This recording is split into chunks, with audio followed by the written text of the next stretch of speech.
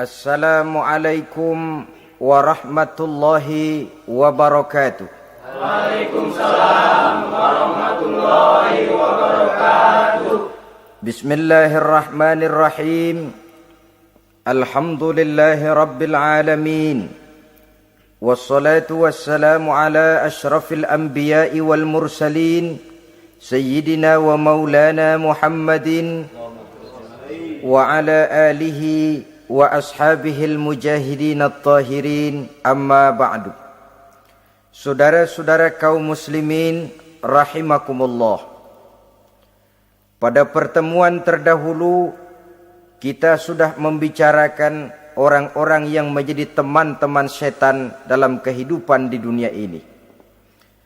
Maka pada pertemuan kali ini kita akan membicarakan tentang siapa yang menjadi musuh-musuh setan di dalam kehidupan. Dengan satu catatan, berbahagialah mereka yang menjadi musuh-musuh setan, tetapi celakalah mereka yang menjadi teman-teman setan.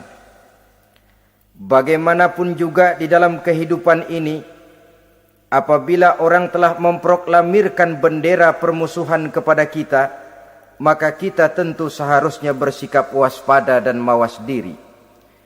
Demikian juga iblis dan seluruh bala tentaranya yang terdiri daripada setan-setan. Mereka telah mengibarkan bendera permusuhan kepada Nabi Adam dan anak cucunya, kepada kita umat Rasulullah sallallahu alaihi wasallam.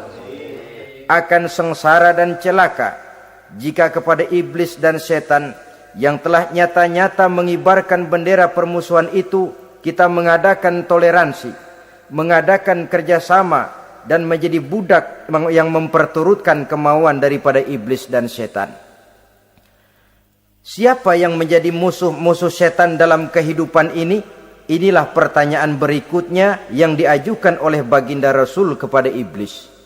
Hai iblis, kalau teman-temanmu adalah seperti yang telah engkau jelaskan tadi, sekarang cobalah beritahu saya, siapa di antara umatku yang menjadi musuhmu dalam kehidupan ini?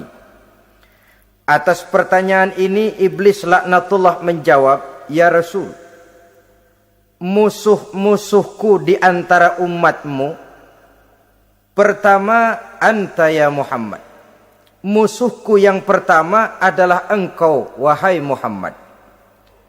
Kenapa iblis mencatat Nabi Muhammad sebagai tokoh nomor satu dalam deretan musuh-musuhnya? Mudah difahami. Pertama, keberadaan Rasul merupakan rahmah lil alamin, rahmah bagi lingkungan. Yang kedua, beliau berfungsi menyelamatkan manusia dari tempat yang gelap gulita, dari tempat kesesatan menuju tempat yang terang benderang, penuh berisi petunjuk dan hidayah dari Allah Subhanahu wa taala. Maka menurut iblis, inilah manusia perintang pertama atas segala daya dan usahanya menggelincirkan manusia ke jalan yang dimurkai oleh Allah Subhanahu wa taala. Kalau kita baca sejarah, risalah yang dibawa oleh Nabi Muhammad ini memang merupakan risalah yang membawa rahmah bagi alam sekitarnya. Ada sedikit perbedaan dengan risalah-risalah sebelum beliau. Sepertinya risalah yang dibawa oleh para rasul terdahulu itu mempunyai efek yang langsung pada kehidupan di dunia ini. Nabi Nuh misalnya menyampaikan agama. Hai umatku, ini agama. Umat menentang, turun banjir yang menenggelamkan orang-orang kafir. Azab diturunkan pada waktu itu juga, pada saat nabinya masih hidup. Jadi azabnya itu jenis cash, kontan. Nabi Soleh, hai umatku, ini agama. Mereka menolak, turun gempa bumi yang amat hebat menggulung orang-orang kufur. Nabi Musa, hai umatku, ini agama. Mereka menolak, sebagian ditenggelamkan di Lautan Merah, sementara sebagian lain dikutuk menjadi monyet-monyet yang hina seperti diceritakan dalam Al-Qur'anul Karim. Lain dengan Rasulullah sallallahu alaihi wasallam. Bagaimanapun kurang ajarnya umat yang dihadapi oleh beliau, bagaimanapun menentangnya jamaah yang dihadapi oleh beliau, azab tidak turun sepanjang beliau masih hidup. Ini merupakan jaminan dari Allah, wa ma kana Allahu liyu'azzibahum wa anta fihim. Allah sama sekali tidak akan menurunkan azab selama engkau wahai Muhammad masih hidup di tengah-tengah umatmu. Jadi keberadaan Nabi Muhammad merupakan jaminan keselamatan bagi umatnya. Selama beliau masih hidup, azab tidak turun bagaimanapun kurang ajarnya umat. Di sini sedikit bedanya dengan nabi-nabi terdahulu. Juga perbedaan dalam pola dakwah. Nabi Nuh ketika dakwahnya ditolak oleh umat, keluar doanya meminta umatnya ditenggelamkan. Tetapi Nabi kita ketika dilontari batu oleh umat, malah beliau mendoakan umatnya agar memperoleh hidayah.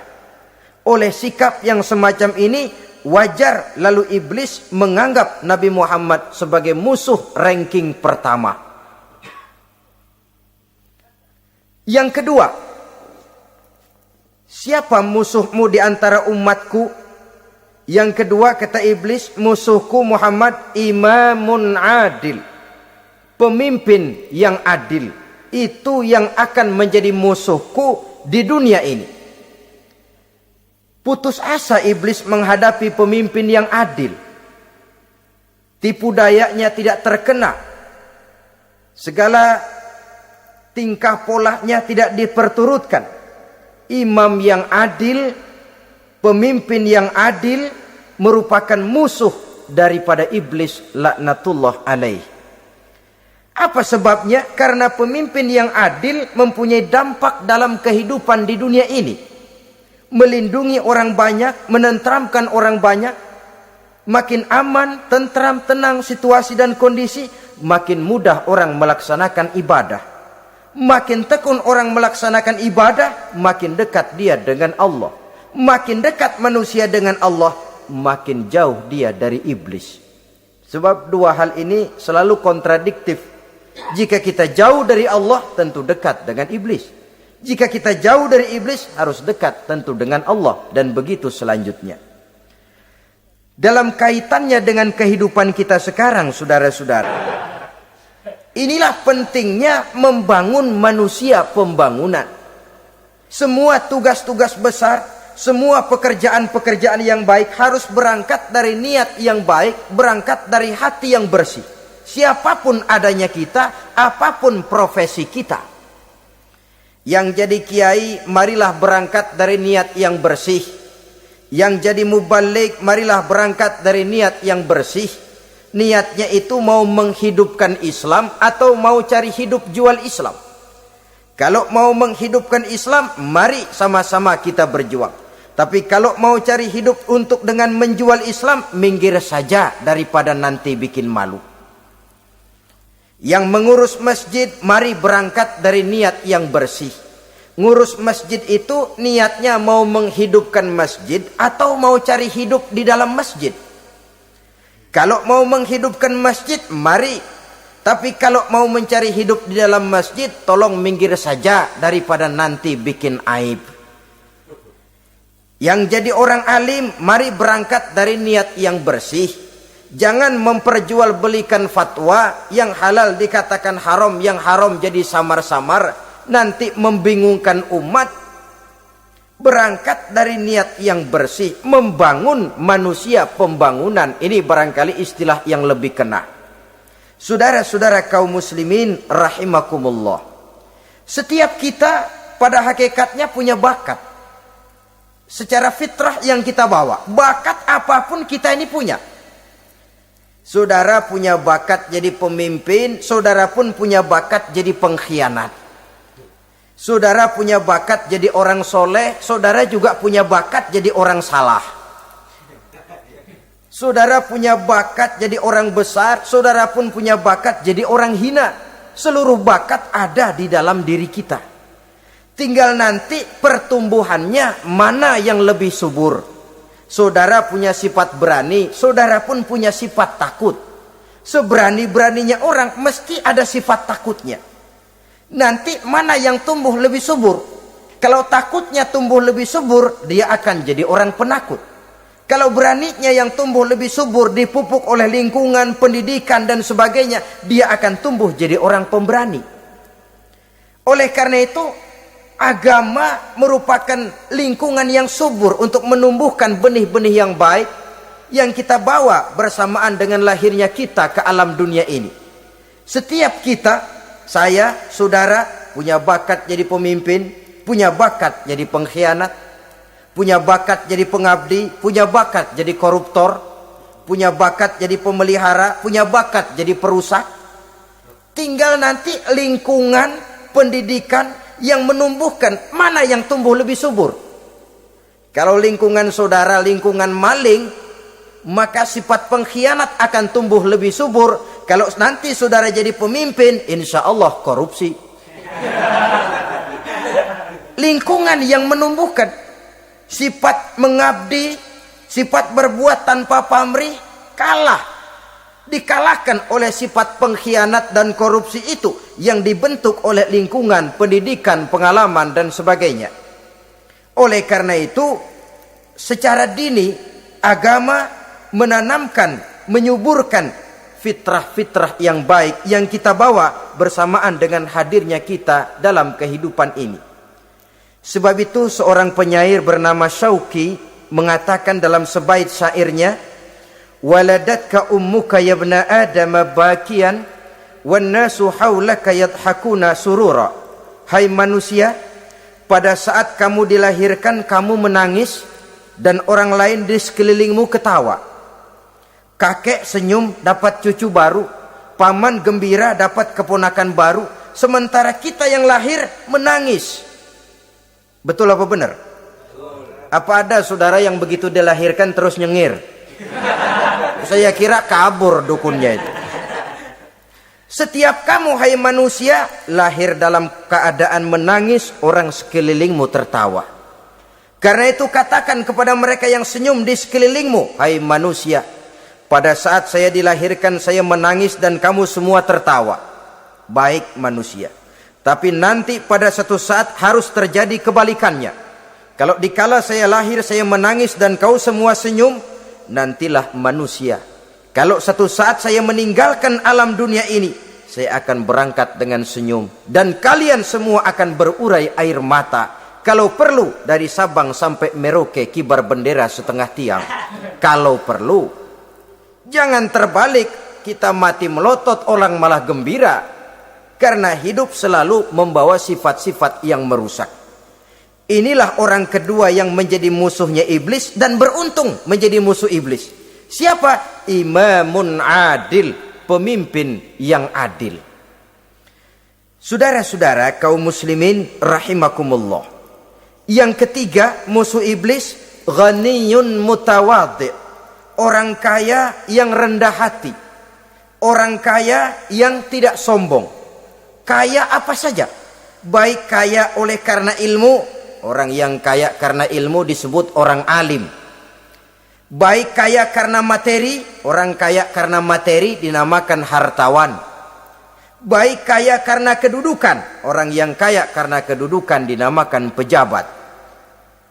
Orang kaya yang rendah hati itu musuh iblis. Beruntung dia menjadi musuh iblis. Iblis tidak senang ada orang kaya tidak sombong. Tapi iblis paling senang kalau ada orang kaya sombong. Lebih senang lagi iblis kalau ada orang miskin sombong. Masya Allah. Orang kaya sombong, walaupun iblis senang, orang masih bilang pantas saja dia sombong kaya, apaan aja punya. Udah miskin sombong, kira-kira yang disombongin apaan? Dalam segala bentuknya sombong ini Allah tidak senang, tapi iblis senang. Kenapa? Karena sponsor sombong iblis. Kan yang pertama kali sombong iblis toh. Ketika disuruh sujud kepada Nabi Adam, dia nggak mau. Ini kesombongan pertama yang terjadi dalam sejarah. Ketika ditanya, kenapa kau tidak mau sujud iblis? Ah, saya kan dibikin dari api, Adam dari tanah. I am the best. Saya lebih hebat daripada iblis, daripada Adam. Adam baru kemarin dibikin, saya sudah lama. Kata Allah, kamu sombong iblis, ini surga bukan tempat orang sombong. Keluar! Terusir dia dari surga. Jadi kesombongan pertama adalah kesombongan yang dilakukan oleh iblis, dan dia tanamkan itu kepada kita supaya jadi orang sombong. Karena itu sombong ilmu Allah nggak senang, tapi iblis senang. Mentang-mentang ada ilmunya. Nih, satu-satunya ustadz di sini ya. Semua mesti ngaji sama gue. Kalau nggak ngaji sama gue, Islamnya kurang tapi bener. Sombong karena ilmu. Sombong karena pangkat.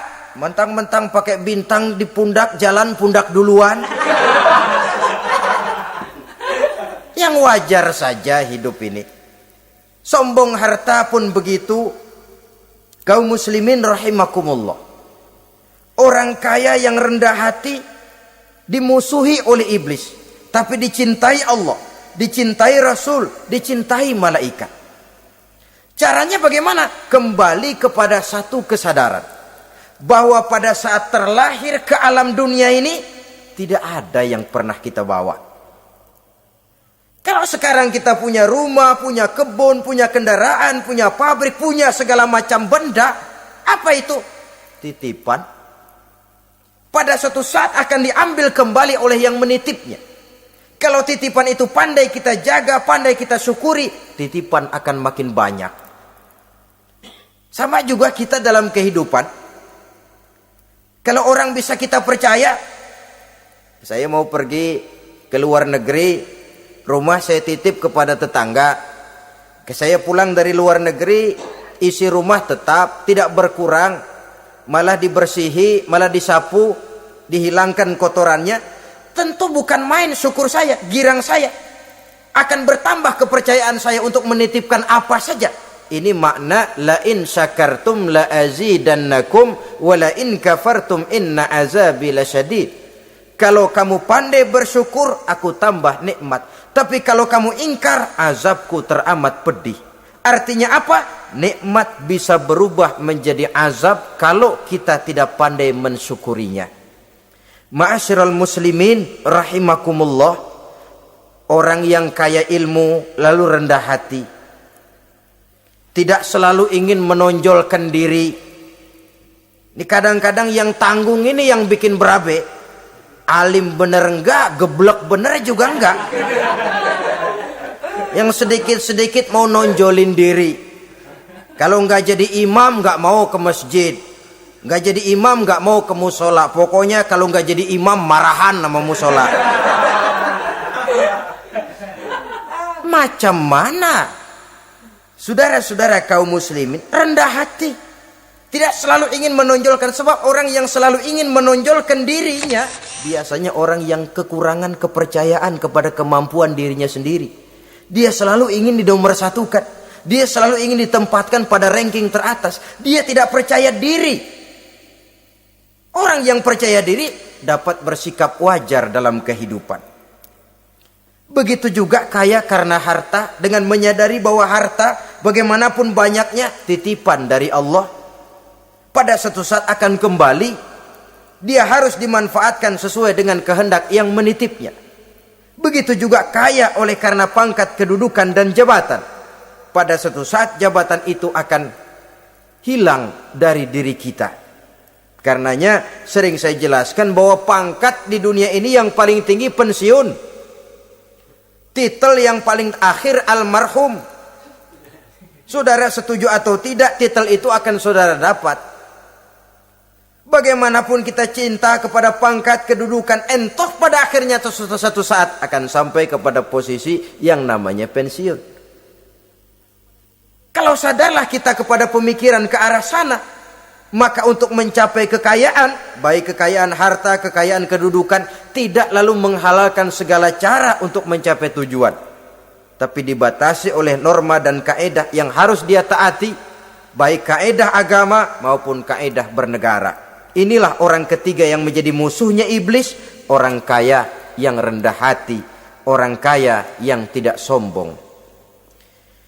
Yang keempat, saudara-saudara, tajirun shadiq, pedagang, pengusaha yang jujur. Iblis gedek betul, benci bukan main sama pengusaha, sama pedagang yang jujur, yang tidak ngurangi timbangan, tidak nipu pembeli, tidak barang yang jelek dibilang bagus, atau yang bagus di atas yang jelek di bawah, atau dicampur yang baik dengan yang jelek supaya kelihatan semuanya jadi baik. Semua orang ingin untung, tidak ada kecuali siapapun orangnya, dan itu wajar. Setiap manusia ingin mendapat keuntungan, kalau perlu dengan modal minimal mencapai keuntungan maksimal, seperti yang diajarkan oleh teori ekonomi. Itu kan yang namanya produktif kan. Satu usaha dinamakan produktif, bagaimana kita mengeluarkan modal minimal bisa mencapai keuntungan maksimal. Silakan. Bahwa manusia ingin untung itu insting, naluri, fitrah. Tidak ada orang yang mau rugi. Tapi cara mencapai keuntungan itu yang membedakan antara seorang muslim dengan yang bukan muslim. Sudah pernah saya sampaikan, apabila kaum pengusaha, para pedagang sudah dijangkiti penyakit yang tidak jujur, yang akan timbul adalah kekacauan ekonomi. Kekacauan ekonomi bisa menimbulkan revolusi sosial, dan revolusi sosial merupakan kiamat satu generasi. Semua kericuhan hampir bermuara dari perut, dan itu ekonomi. Orang nodong perut, orang korupsi perut. Ya walaupun korupsi kalau sudah kelas kakap tidak lagi sekedar urusan perut. Ya perut apa yang diurusin kalau korupsinya miliaran itu? Perut jin barangkali. Saudara-saudara kaum muslimin rahimakumullah. Oleh karena itu, pedagang yang jujur, pengusaha yang jujur, ini merupakan musuh iblis. Iblis tidak senang kalau ada pengusaha yang jujur. Iblis tidak senang kalau ada pedagang yang jujur. Tapi iblis akan tepuk tangan kalau pedagang sudah selingkuh, kalau pengusaha sudah nipu. Ada orang bilang, sekarang mah kalau jujur-jujur bener nggak makan apa-apa dong kita. Sebab katanya jangan lagi nyari yang halal, sekarang ini yang haram aja seret. Rupanya sering masang undian nggak pernah kena. Lalu bilang jangan yang halal, yang haram aja nggak kena-kena katanya. Sebenarnya bukan itu masalahnya, saudara-saudara. Bukan itu masalahnya. Masalahnya ialah bahwa kejujuran membawa keberkahan. Ini kalau kita berpikir dengan kacamata agama. Keberkahan merupakan sumber ketenangan. Dan ketenangan ini tidak bisa dibeli dengan materi yang bagaimanapun banyaknya. Walaupun kita punya percetakan duit, ketenangan itu nggak bisa dibeli. Jangankan cuma punya duit banyak, percetakan duit saudara punya, mau membeli ketenangan yang berasal dari keberkahan, sulit. Jadi kejujuran membawa keberkahan, keberkahan membawa ketenangan. Jangan macam dulu tukang sol sepatu. Ditanya oleh temannya, "Bang, ngesol satu hari dapat berapa?" 200 rupiah. Sembayang enggak? Enggak. Islam? Islam, kalau Islam mah. Kata temannya, sembayang dah, kali aja besok dapat rezeki lebih banyak. Yang benar, iya. Sebab kalau orang sholat itu Allah dekat, nanti rezekinya ditambah. Bener? Bener. Subuh sembayang dia. Habis sembayang sarapan, berangkat ke tempat dia ngesol, mangkal. Dari pagi sampai jam 11 belum ada juga yang ngesol. Mulai bimbang hatinya. Katanya kalau sembahyang rezeki tambah. Tadi sembahyang subuh sampai gini hari belum ada yang ngesol. Cobaan kali, sabar. Datang sholat zohor. Habis zohor nunggu lagi, belum juga ada yang datang ngesol. Udah mau pulang hampir maghrib, baru datang satu orang dandanin sendal jepit putus.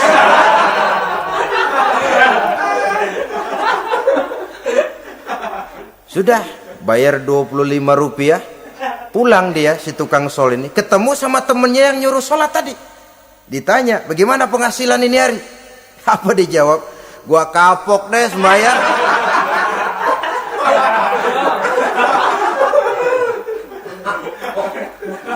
Kemarin nggak sembahyang dapat 200, sekarang begitu sembahyang jigo.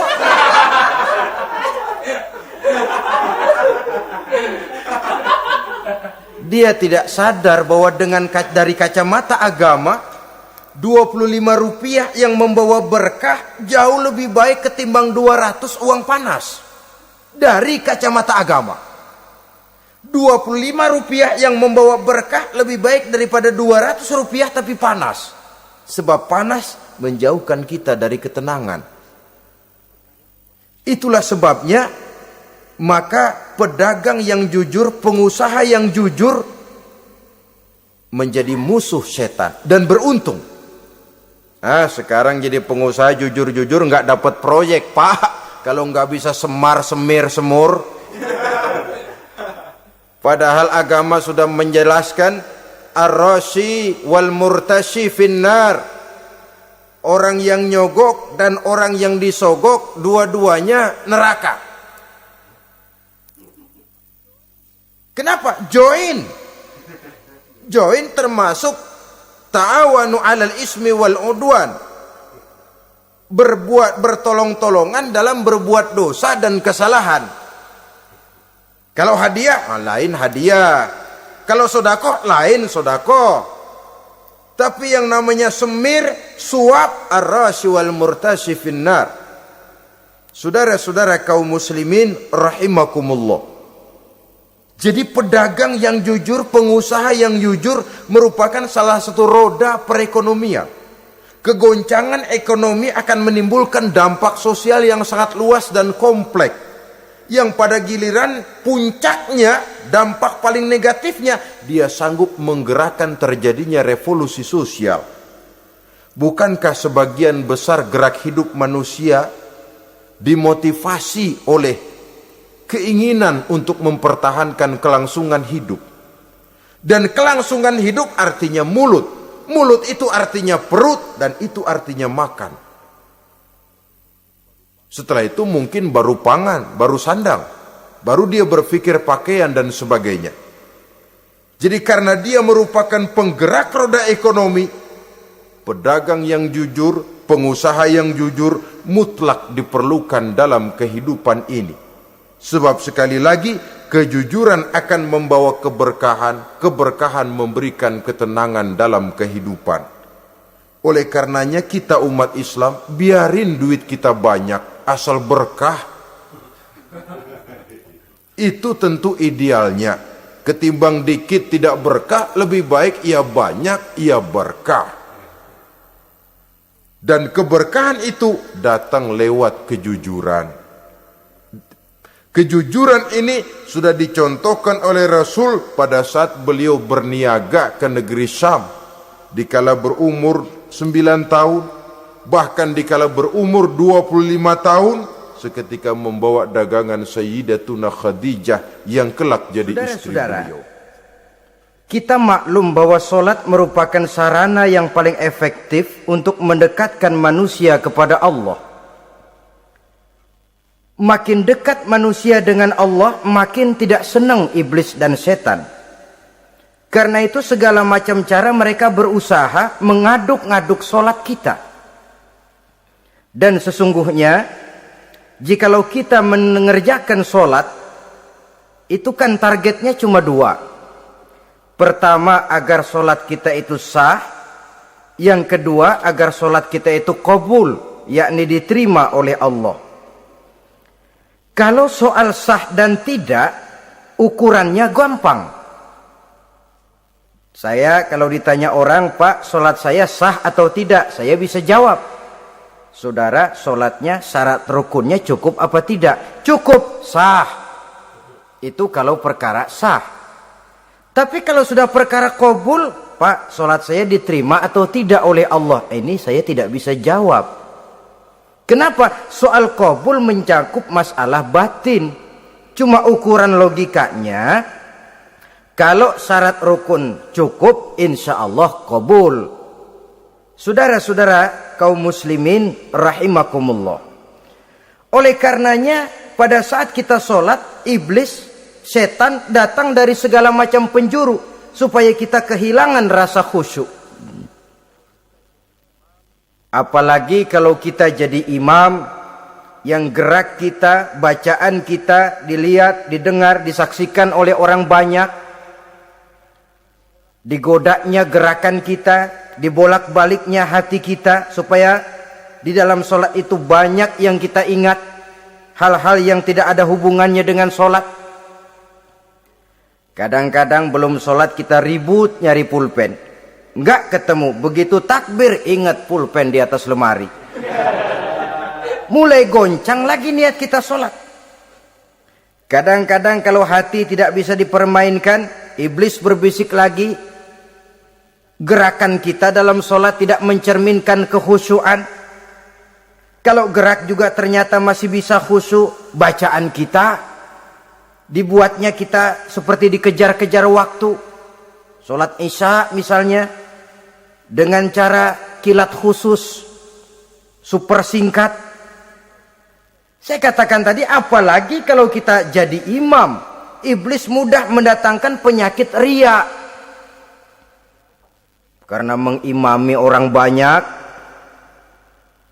lalu supaya dikira alim, dibuatlah sholatnya itu mantep-mantep.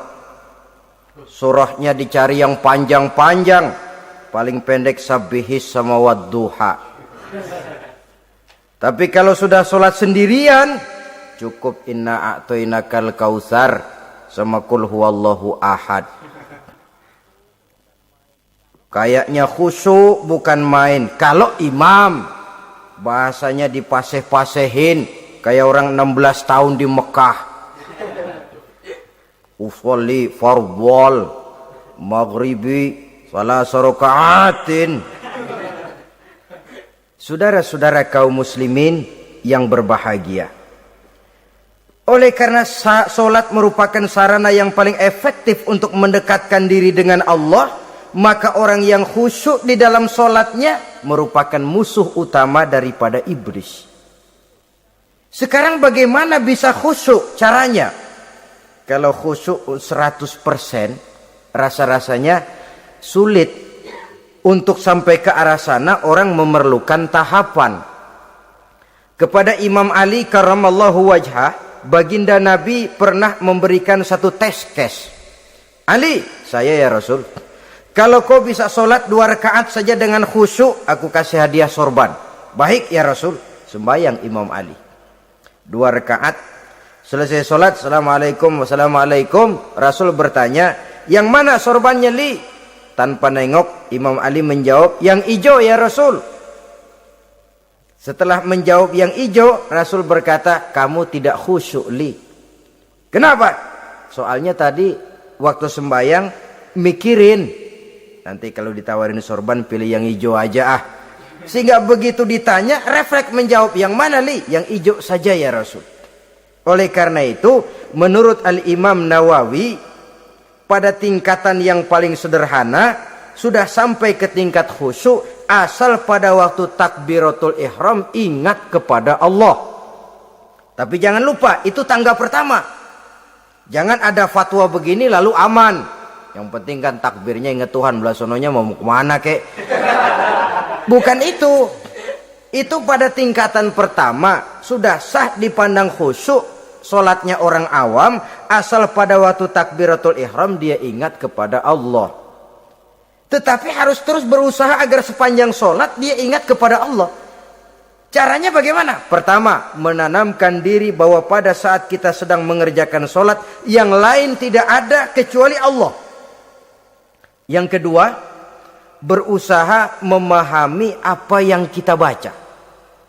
Sehingga pada saat kita sujud, subhana rabbiyal a'la wa bihamdi, terbayang kemahasucian Allah, kemahatinggian Allah. Sehingga hati tidak mengembara, mulut berucap, hati mengikuti apa yang diucapkan. Yang kadang-kadang membuat hati kita jalan-jalan, badan di masjid, badan takbir, badan ruku, tapi hati di pasar, hati di kantor, hati di pabrik. Karena yang kita ucapkan tidak berakar di hati. Yang kita baca kita nggak tahu artinya. Sangat boleh jadi hati lalu mengembara kemana-mana. Jadi untuk menopang kekhusyuan ini, cara yang paling efektif, pertama, tidak ada yang lain pada waktu kita sholat kecuali Allah. Yang kedua, berusaha memahami apa yang kita baca. Dikala kita kita duduk di antara dua sujud, Rabbighfirli, ya Allah ampuni dosa saya, warhamni, kasihani saya, dan selanjutnya. Mulut membaca, hati mengikuti. Dengan mengikuti, hati tidak terlalu mengembara, ada tempat dia kembali. Saudara-saudara kaum muslimin rahimakumullah. Itu yang kelima. Yang keenam, yang menjadi musuh iblis, mukminun nasih. Orang mukmin yang suka memberikan nasihat. Orang mukmin yang suka memberikan petunjuk. Termasuk juru-juru dakwah, para mubaligh, itu merupakan musuh utama iblis. Kenapa? Tiap hari iblis kampanye. Tiap hari iblis mengajak dengan segala macam cara yang kalau perlu dia berikan kamuflase. Dia berikan fata morgana. Kalau perlu, yang haram dia bungkus dengan merek halal. Kalau perlu, kejahatan dia bungkus dengan baju kebajikan. Istilahnya, racun diberi merek madu. Dan itu wajar. Cuma kita tentu harus punya filter, daya saring positif agar tidak salah pilih. Karena iblis ini pintar betul. Kalau kita khusyuk dalam sholat, dia tanamkan kepada kita misalnya seperti tadi itu. Sholatmu memang hebat, khusyuk. Di kampung ini tidak ada orang yang sholatnya seperti kamu. Tertanam itu dalam hati kita, timbul ujub. Akhirnya, iya, gue lihat-lihat di kampung sini kagak ada yang sembayangnya kayak gua. Nah, sudah masuk iblis. Jadi dia pandai mengikuti gerak hati dan irama denyut jantung manusia ini. Kemana kecenderungan manusia, ke situ dia masuk. Pendeknya iblis itu ibarat tukang joget, dia ngerti bener irama kendang. Saudara-saudara kaum muslimin rahimakumullah. Termasuk juru-juru dakwah, para mubaligh, orang yang suka memberikan nasihat ini. Mereka memberikan filter kepada umat, kepada jamaah, jangan sampai salah pilih. Dan iblis menyesatkan kita supaya kita salah pilih. Satu contoh ringan. Kalau di depan saudara ada dua buah gelas, yang segelas isinya jamu, yang segelas sirup. Kira-kira saudara minum yang mana?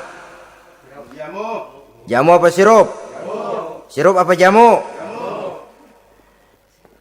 Orang yang pikirannya panjang, dia pasti minum jamu. Pahit memang, getir memang, tapi besok badan sehat, tenaga kuat, gairah kerja ada, kreativitas timbul, semangat menghadapi kehidupan tumbuh. Orang mukmin, orang yang berpandangan jauh ke depan. Pandangannya panjang. Panjang kemana? Tidak cuma ke dunia, sampai juga dia memandang ke alam barzakh, ke akhirat. Sholat itu jamu, pahit. Ngaji, hadir di majelis taklim, itu jamu, pahit. Sedekah, jamu, pahit. Mengeluarkan uang untuk kepentingan orang lain, enak aja minta sumbangan, datang-datang yang nyari peres keringat banding tulang gue, lu datang-datang mau minta. Yang enak ngumpulin harta, lalu bakhil bin pelit alias medit. Itu jamu. Saudara hadirin yang saya muliakan, sedekah jamu pahit. Puasa jamu pahit, jihad jamu pahit. Tapi nanti begitu kita meninggalkan dunia, masuk ke alam barzah, apalagi pindah ke akhirat, baru terasa, aduh, nikmatnya dulu kemarin itu minum jamu, sekarang badan sehat, tenaga kuat, kerja semangat. Nikmatnya dulu saya waktu di dunia sholat, rajin ngaji, suka sodako, suka menolong orang. Sekarang terasa manfaatnya. Begitu saya berada di alam barzah, apalagi sudah dibangkitkan di padang mahsyar di akhirat nanti, terasa seluruh kebajikan yang saya kerjakan. Nah, orang yang berpikir jangka pendek, cuma ngelihat yang ada di depan hidungnya saja, ngapain minum jamu getir, sirup nih, manis. Dia minum, dia ambil sirup, minum, manis memang pada waktu minum, tapi besok bibir jontor. Meninggalkan perintah Allah, sirup itu manis. Tidak sholat, manis. Tidak bayar zakat, sirup, manis. Tidak mau puasa, sirup, manis. Manis sekarang. Tapi nanti besok begitu masuk ke alam barzah, begitu dibangkitkan di padang mahsyar di akhirat nanti, merintih kita menahan penyesalan yang sudah tidak ada artinya lagi. Sampai-sampai penduduk mahsyar itu ada yang berkata, diceritakan dalam Quran, ya laitani kuntu turaba. Wahai celaka, kenapa kita enggak jadi tanah saja? Menyesali kejadiannya. Andai kata mereka bisa kembali ke hidup di dunia lagi, mereka akan minta kejadian yang kedua untuk berbuat baik. Tapi tentu sudah penyesalan yang tidak ada gunanya lagi. Maka saudara-saudara, emang cuman jalan duluan kecebur di sumur yang nyesel duluan. Ada orang jalan, yang paling depan kecebur di sumur, itu tuh, gue nyesel duluan katanya. Nyesel duluan. Yang lain mesti nyeselnya belakangan. Saudara hadirin yang saya muliakan. Nah, orang yang suka memberikan nasihat kepada orang lain dimusuhi iblis. Kenapa? Tentu nasihat yang membawa kebaikan. Iblis enggak senang betul itu. Kita nasihatin teman, udah berhenti dah, jangan pada mabuk lagi. Iblis gergetan bener. Ini orang dilarang lagi. Kita nasihati teman, udah jangan masang-masang lagi dah, nggak bakalan kena, dikebohongin. Nggak ada orang jadi kaya masang judi, bangkrut malah loh. Ini kan termasuk tipu daya iblis, judi dinamain sumbangan. Itu sama saja itu, madu, racun mereknya madu. Judi dinamain sumbangan. Kalau Kang Beca pada nyumbang. Kayak orang kaya lagunya.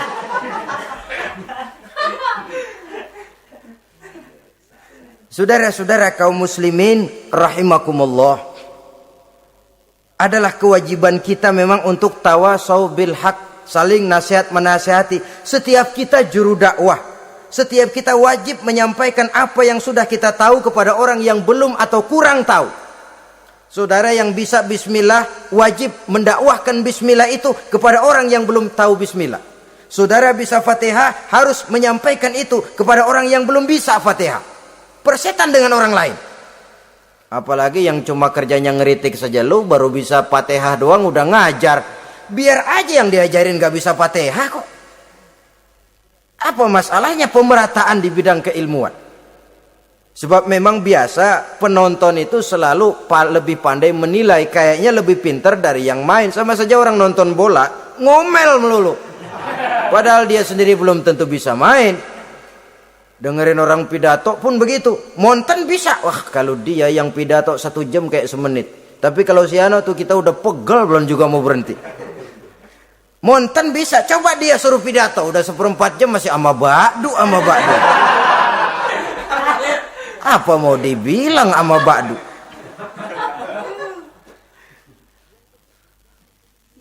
Yang ketujuh, yang menjadi musuhnya iblis, taibun sabitun ala taubatihi, orang yang bertaubat dan tetap di atas taubatnya. Secara jujur, tidak ada manusia yang tidak punya salah. Dan orang yang baik memang bukan orang yang tidak punya salah. Karena tidak ada orang yang tidak punya salah. Orang yang baik adalah orang yang apabila melakukan kesalahan dia segera sadar, dijadikannya itu sebagai pelajaran untuk tidak diulanginya lagi pada masa yang akan datang. Biasanya kita menghakimi orang pintar, kita nggak merasa bahwa kita juga punya kesalahan. Kalau kita ngelihat maling ayam kita teriak, padahal kita nyolong kambing. Lebih besar dari si maling ayam, merasa diri lebih benar dari yang lain, padahal kita lebih kotor dan lebih jelek. Hilang sifat introspeksinya. Yang kita musuhi, yang kita caci maki, tahu-tahu kita sendiri yang melakukannya. Saudara-saudara kaum muslimin, orang yang bertaubat dan tetap dalam taubatnya stabil, itu musuh iblis. Apa ada orang yang taubatnya nggak tetap? Ada. Yang istilah kita taubat sambal namanya. Kalau dia makan sambal kepedesan, taubat makan sambal. Besok mau makan kagak ada sambal, ngomel. Mana sambal? Kemarin udah taubat, sekarang mana sambal? Ini taubat yang namanya taubat sambal. Istighfar, habis istighfar, nyolong lagi. Istighfar lagi. Besok nyolong lagi, istighfar lagi. Itu taubat yang tidak tetap namanya. Allah Maha Pengasih dan Penyayang dengan segala kebesarannya. Ia akan memaafkan segala perbuatan yang bersifat salah dari hamba-hambanya. Cuma manusia kadang-kadang yang tidak mau memaafkan dirinya sendiri. Amat dungu manusia macam ini. Membiarkan dirinya hanyut berlarut dalam lembah dosa. Sementara dia diberikan umur, tidak digunakannya untuk bertaubat. Innallaha yaqbalu taubatal abdi ma lam yugharghir. Allah senantiasa akan menerima taubat seorang hamba sepanjang nafasnya belum sampai di tenggorokan. Kalau nafas sudah sampai di tenggorokan baru berniat taubat, kasib terlambat. Kayak Fir'aun. Fir'aun itu begitu ditenggelamkan di lautan merah, udah cengap-cengap mau mampus, baru ngomong dalam sekaratnya, amantu bi Rabbi Musa wa Harun. Kalau begini mah saya juga percaya sama Tuhannya Musa. Udah sekarat baru mau taubat, malaikat maut gemes banget dilelepin, mati.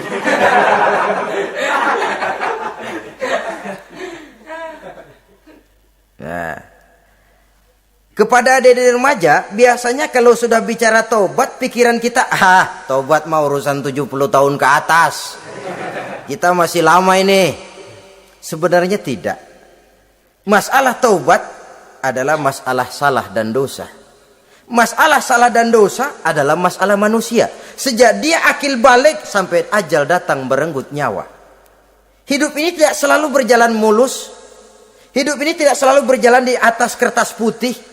Kadang kita tersilap, kadang kita tersalah. Kadang situasi dan kondisi menyebabkan kita berbuat lain dari yang seharusnya. Itu kehidupan. Silih berganti. Oleh karenanya pesan Nabi, wa'atbi'i sayyi'atal hasanah. Perbuatan salah ikuti dengan kebajikan. Dosa iringi dengan taubat. Jangan nunggu. Saya untuk taubat takut nanti bikin lagi. Nah, ini namanya punya harapan mau bikin lagi. Nanti aja dah kalau tua-tuaan. Saudara, kalau dosa itu ditumpuk, itu sama saja kotoran yang menodai hati. Kalau kotoran gak rajin kita bersihin, dia akan berkarat. Dan kalau sudah berkarat, sudah sulit untuk dibersihkan. Itu makna ungkapan Imamul Ghazali, hati manusia sebening kaca. Lapisan dosa yang dia kerjakan adalah debu yang menutupi jernihnya kaca.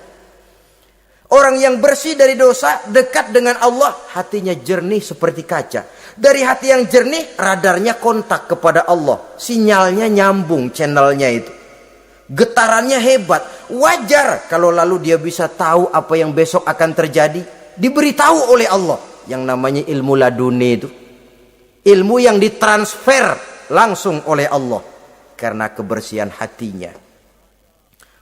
Mana ada orang gak belajar bisa pinter. Iya, kalau hatinya butek emang gak ada. Tapi kalau Allah mau berberangkat dari hati yang bersih, yang kontaknya nyambung kepada Allah, hati itu seperti kaca, kata Imam Ghazali. Dosa yang kita lakukan adalah debu.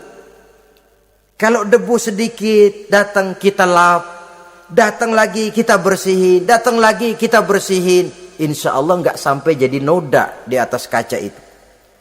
Tapi kalau nunggu debu itu sampai bertumpuk, besok aja ngelapnya dah, besok aja ngebersihinnya, bertumpuk dia, sulit membersihkannya. Walaupun kena, nodanya tentu tertinggal di atas kaca itu. Karena itu dalam kehidupan remaja misalnya, pemuda misalnya, kita tidak bisa menolak mode, tidak bisa menolak musim.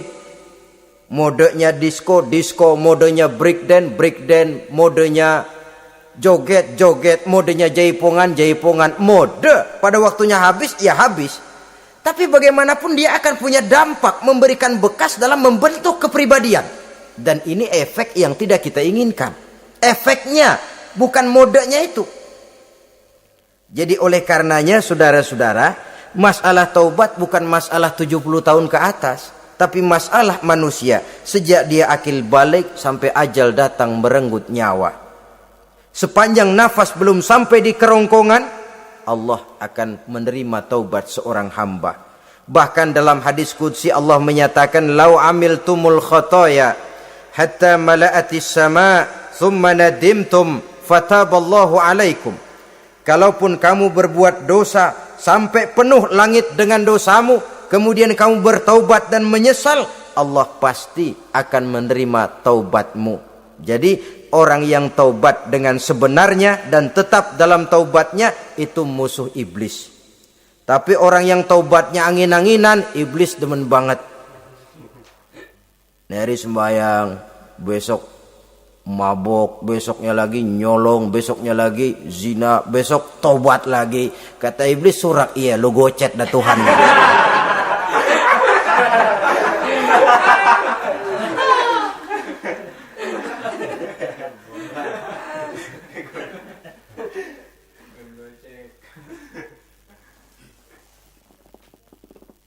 Selanjutnya yang ke-8, musuh iblis, musuh setan, mukminun yudawi mu'alat taharah.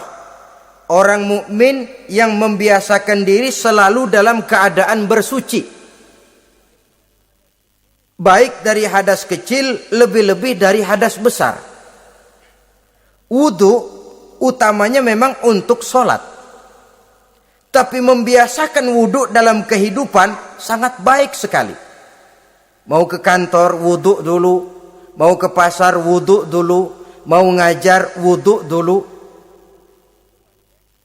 Apa sebabnya? Karena dalam keadaan suci, orang ada sikap memelihara kesuciannya. Kalau kita naik PPD pagi-pagi gelantungan, kalau punya wudhu, hati-hati kesenggol perempuan juga sayang sama wudhu. Tapi kalau nggak punya wudhu, jangan kesenggol, kita nyeruduk. Ada semacam sikap apik di dalam kehidupan ini. Karena itu biasakan wudhu. Untuk menjaga kebersihan diri, kebersihan zohir, kebersihan batin, belum lagi kemanfaatan di akhirat. Sebab kata Nabi, "Inna ummati ya'tuna yaumal qiyamah ghurran muhajjalin min asaril wudu." Umatku di akhirat nanti akan datang menghadap Allah dengan muka berseri-seri, bersinar-sinar dari sebab sering wudu. Sehingga tidak usah mengaku pun Rasul akan memanggil karena muka yang sering tersentuh air wudu ini. Mukminun yudawi mu'alat taharah. Orang mukmin yang selalu membiasakan diri berada dalam keadaan suci, berwudu. Kita lihat ajaran wudu ya.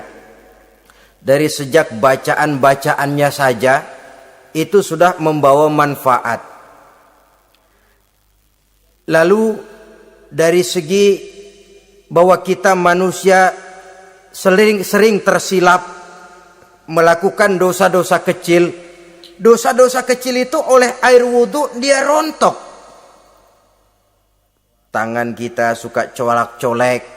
Pada saat membasuh dua tangan, Allahumma inni as'alukal yumna wal barakah wa a'udzubika minasyu'mi wal halakah. Dosa yang ada di tangan itu rontok. Mata kita suka pelotot-pelotot, enggak karu-karuan. Pada saat membasuh muka, nawaitu raf'al hadasil asghar. Dosa yang ada di mata rontok. Dari segi pembersihan batin. Belum lagi dari segi pembersihan zahir. Sehari semalam kalau 5 kali saja kita terkena air wudhu, itu sudah menjaga kesehatan dan kebersihan. Saudara-saudara kaum muslimin rahimakumullah. Yang kesembilan, orang yang menjadi musuh iblis yaitu mutawarra'un anil haram. Orang yang memelihara diri dari yang diharamkan oleh Allah. Terpelihara dirinya, terpelihara yang dimakannya, yang diminumnya dari jenis-jenis yang haram, baik sedikit maupun banyak.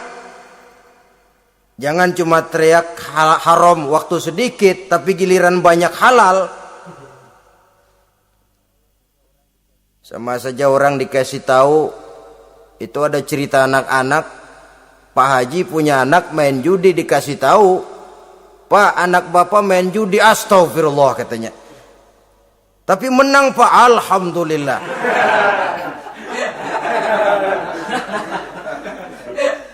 Ini kan sama saja, giliran sedikit dibilang haram karena dia nggak dapat jatah, begitu dapat banyak dan dia kecipratan jadi halal. Yang sedikit haram, banyaknya pun juga haram. Yang banyaknya haram, sedikitnya juga haram. Ada orang bilang minuman keras kalau nggak mabokkan nggak haram. Yang memabokkan banyaknya, sedikitnya tetap saja haram. Ma askaro kasiruhu faqaliluhu haramun. Apa yang banyak menyebabkan jadi mabuk, sedikitnya pun juga haram. Saudara-saudara kaum muslimin, yang ke-10 yang terakhir, musuh daripada iblis ialah mukminun rahimun, orang mukmin yang berhati pengasih, orang mukmin yang suka menyambung silaturahmi, orang mukmin yang tidak suka bertengkar, orang mukmin yang tidak suka marah-marahan. Kalaupun terpaksa marah, tidak lebih daripada 3 hari. Jadi boleh saja marah kalau alasannya tepat, tapi nggak lebih dari 3 hari. Kalau perlu bikin perjanjian, kita marah ya 3 hari. Itu limit, tidak halal kata Nabi bagi seorang muslim menjauhi saudaranya lebih dari 3 hari. Tidak halal itu artinya haram. Kita ini kadang-kadang kalau sudah marahan sama tetangga kah, sama teman kah, kadang-kadang suka berlaku perpanjangan waktu. Tidak cukup perpanjangan waktu, ditambah lagi perpanjangan generasi. Enggak cukup kita yang marah, orang lain kita sundut-sundut supaya ngikut marah lagi. Marah pakai ngundang. Kayak mafia lagunya, udah dia marah, orang lain lagi disuruh marah. Saudara hadirin yang saya muliakan, mukmin yang punya sifat belas kasih, berhati jernih, itu musuh utama dari iblis. Tapi mukmin yang suka marah-marahan, tukang hasut dan tukang bakar, itu teman-teman iblis. Oleh karena itu, mudah-mudahan kita semua menjadi musuh iblis. Dan jangan menjadi musuh iblis. Jangan menjadi teman iblis. Sebab iblis sudah kadang memproklamirkan permusuhan. Sekali dia musuh kita, selamanya dia akan tetap menjadi musuh kita. Berusahalah untuk menjadi musuh iblis dan jangan sekali-kali toleransi. Jangan berusaha menjadi teman iblis. Inilah yang kita bicarakan pada pertemuan ini. Mudah-mudahan ada manfaatnya. Terima kasih atas segala perhatian. Mohon maaf atas segala kekurangan. Wassalamualaikum warahmatullahi wabarakatuh. Waalaikumsalam.